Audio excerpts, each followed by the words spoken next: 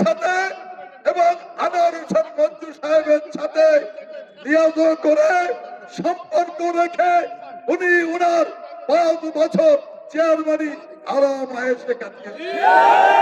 আমাদের প্রতিপক্ষ প্রার্থী আল্লামা দেলোয়ার হোসেন সাঈদের ছেলে মাসুদ সাঈদী সাহেব উনি দাঁড়িপাল্লা প্রতীকে দাঁড়িয়েছেন। আপনাদের আমি স্মরণ করার জন্য বলতে চাই 2014 সালে আমি নাজিরপুর উপজেলার চেয়ারম্যান প্রার্থী ছিলাম। মাসুদ সাঈদী সাহেব জিয়ানগরের চেয়ারম্যান প্রার্থী ছিল। আমাকে নাজিরপুর উপজেলাবাসী আমাকে চেয়ারম্যান নির্বাচিত করেছেন এবং এই বিএনপি জামাতের ভোটেই আমি নির্বাচিত হয়েছিলাম। সেইভাবে জিয়ানগর উপজেলা আল্লামা দেলোয়ার হোসেন সাঈদীর ছেলে মাসুদ সাঈদীকে এই বিএনপি জামাতের ভোটাররাই তাকে চেয়ারম্যান নির্বাচিত করেছিল।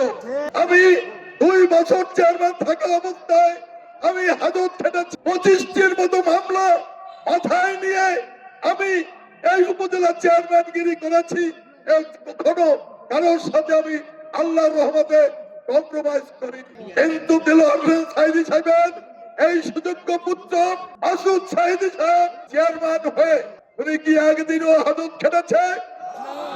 উনি কি একবারও সাসপেনশন হয়েছে? কি কারণ? কারণ হলো একটি, সে আওয়ামী লীগের সাথে এবং আনোয়ার হোসেন মঞ্জু সাহেবের সাথে নিয়োগ করে সম্পর্ক রেখে উনি উনার 5 বছর চেয়ারম্যানই আরাম আয়েশে কাটিয়েছেন। এই যদি কোন লোকের চরিত্র হয় যে বাবা জেলখানায় ছিল, তার সেই সুযোগ্য সন্তানের যদি এই অবস্থা হয়, আগামীতে এমপি নির্বাচিত যদি উনি করে কেউ, তাহলে এই দেশের মানুষ হয়তো মারা গেলে রাত তখন ঘুমও ভাঙবে না।